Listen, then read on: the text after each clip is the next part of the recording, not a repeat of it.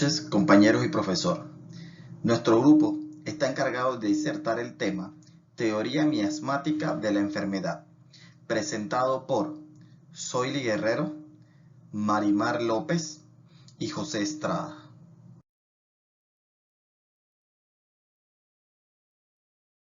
La teoría miasmática de la enfermedad contenía el concepto de que la fuente de enfermedad no solo era un producto de la naturaleza, sino que también podía ser producto del hombre, o sea, los fétidos olores que emanaban de los cuerpos muertos en descomposición, a la basura en descomposición y a los desechos malolientes de las casas y las personas.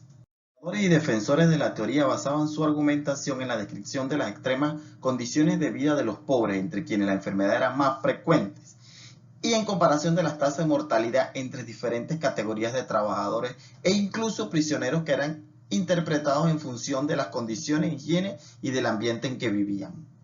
Desde la epidemia de la peste negra hasta principios del siglo XIX, las medidas de prevención estaban inspiradas en la teoría contagionista, que sostenía que la enfermedad pasaba de los enfermos a los sanos y requería mantener los primeros lejos de los segundos. Consecuentemente, la práctica para controlar las enfermedades estaban basadas en el aislamiento de personas, puertos y ciudades enteras.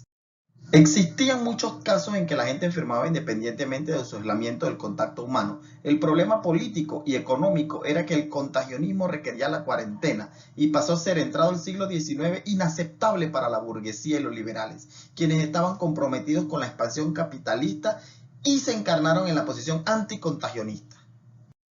En 1842 se empezó a impulsar un movimiento sanitario y recomendaba reformas masivas, utilizando la teoría miasmática de la enfermedad como su punta de lanza. Por ejemplo, un sistema de cloacas capaz de transportar los desperdicios domiciliarios y sus olores lejos de la ciudad. También recomendaba un sistema renovado de provisión de agua que suplantara las bombas de las compañías situadas en ciertas esquinas y que proveyera agua a ciertas horas y que hiciera llegar el agua a cada casa conectando las casas con un sistema de cloacas.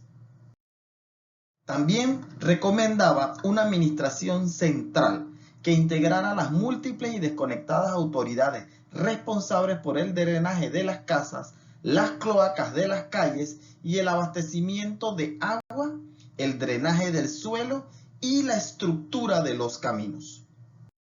Dominaba la teoría miasmática. Hubo tres teorías alternativas: la medicina social alemana, el socialismo de Engels y el contagionismo, que chocaba directamente en contra de la teoría miasmática.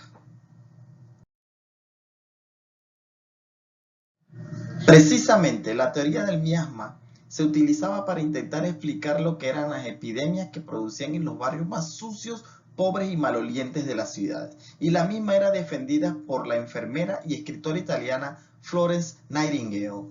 Esta mujer es considerada la iniciadora de la enfermería profesional moderna.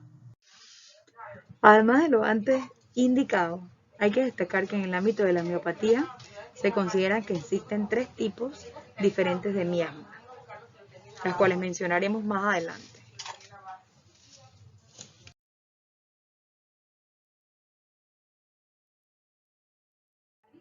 Entre ellos, el miasma psicótico, que son los que tienen las personas que sufren un crecimiento anormal en la piel, como vemos en la imagen, una inflamación o incluso una reacción exagerada.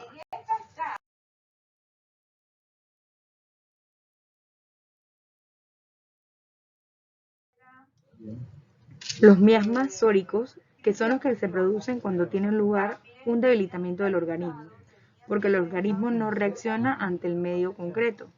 Esto podríamos decir que son las enfermedades autoinmunes, inmunodepresivas o alergias.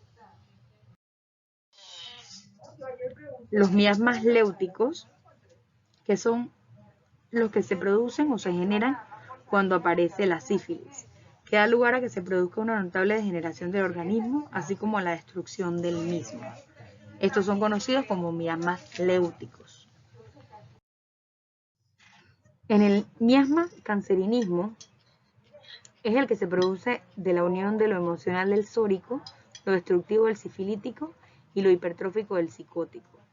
el organismo se debilita y reacciona excesivamente hasta llegar a un proceso de degeneración y destrucción. En el miasma tuberculínico, también llamado pseudosora, se unen los síntomas emocionales de la sora con los destructivos estructurales de la sífilis, lo cual genera problemas mucho más graves.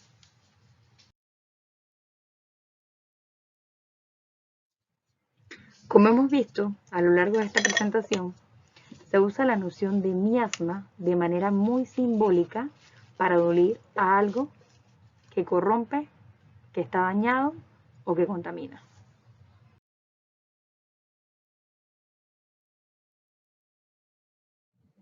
Podemos llegar a las siguientes conclusiones.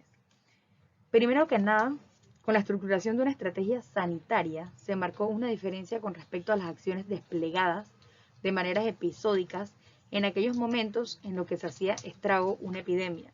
Las medidas sanitarias eran de carácter. Es importante destacar que bajo la teoría miasmática se impulsó al primer diseño de máscaras contra las pestes ocurridas en toda Europa hasta el siglo XVII. Estas eran utilizadas por los protomédicos que identificaban y trataban a los que estaban infectados. Es importante para culminar que el miasma es el mal olor desprendido de los cuerpos muertos y las materias corrompidas que antiguamente se creía que eran la causa de las enfermedades. Desde ese entonces ya se utilizaban mascarillas porque el médico lo que buscaba era evitar el mal olor de los apestados.